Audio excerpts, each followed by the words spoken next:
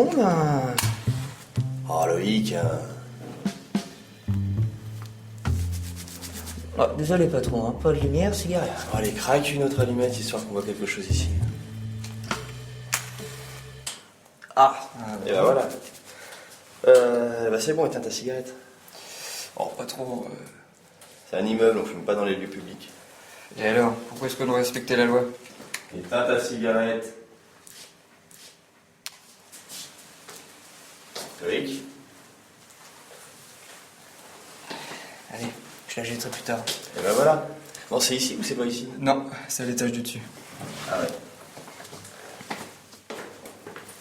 Alors, ma femme, comment elle va? Ça va, ça va. Et la tienne? Ça va, ça va. Je prépare le 5e. 5e? T'as un vrai bon mari, toi. Mais oui, faut bien peupler la France. Monsieur? Excusez-moi.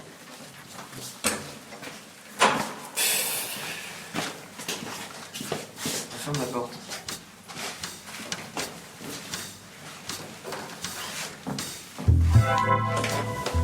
Bonjour messieurs, commissaire Berthier, brigade criminelle, Loïc Parent. Alors, qu'est-ce qu'on a? Commissaire, officier Favreau, on a un mort par balle et on a trouvé une lettre près du corps. Ok, merci.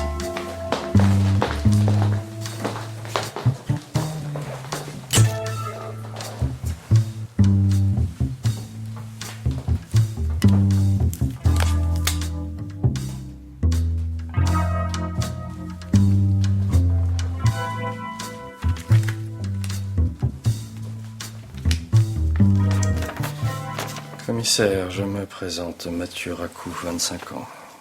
Je vous écris parce que vous êtes la seule personne à laquelle je puisse me confier. Que les choses soient claires, je suis sain de corps et d'esprit. Je ne me suis suicidé ni pour des raisons d'argent, ni à cause d'une maladie, mais pour des raisons qui sont à mes yeux tout aussi valables, si ce n'est plus grave.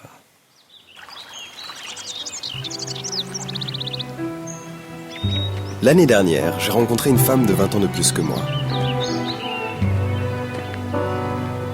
Et malgré notre différence d'âge, il y a eu comme un coup de foudre entre nous.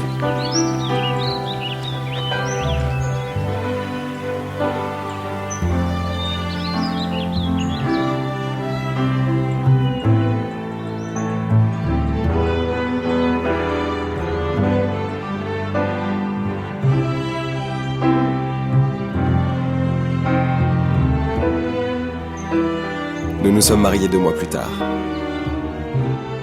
Tout allait parfaitement entre nous. J'ai appris ensuite que cette femme avait eu une fille d'un précédent mariage, une fille aujourd'hui âgée de 21 ans.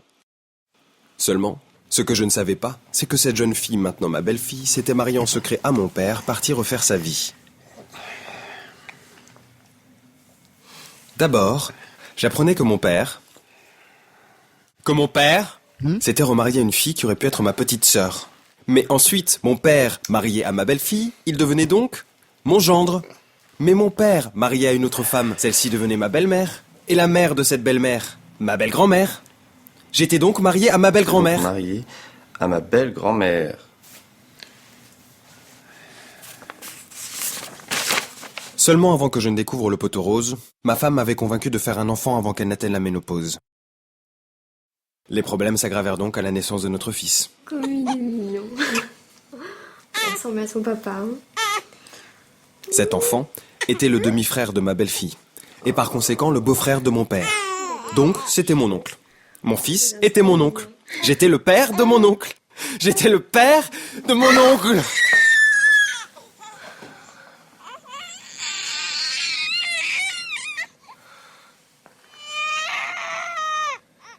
Mais c'était mon fils. Donc le petit-fils de mon père. Mais t'as vu ça? D'où mon père avait son beau-frère comme petit-fils.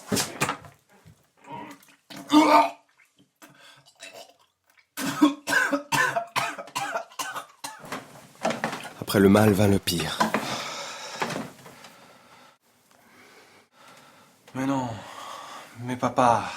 Mais papa! Attends, mais c'est pas moi, c'est la petite, c'est elle qui m'a obligé. Dis-lui que c'était... Non mais dis tout de suite que je t'ai violée. Je comprends rien. Comme si elle s'était passé le mot. Ma belle-fille, elle aussi enceinte, accoucha d'une fille. C'était ma belle petite fille, mais en tant que fille de mon père, c'était ma sœur. Petite fille, sœur, J'étais devenu le grand-père de ma sœur. Mais ayant le même grand-père que ma sœur, j'étais devenu mon propre grand-père. En résumé, j'étais mon propre grand-père, marié à ma grand-mère, beau-père de mon père, père de mon oncle, grand-père de ma sœur. Et la goutte d'eau, mon père avec ma femme. Papa! C'est pas moi, c'est elle. Elle m'a sauté dessus. C'en était trop pour moi. Trahi par mon père, trahi par ma femme. En plus, celle-ci devenait à la fois ma belle-mère, mais aussi la mère et la grand-mère de mon fils.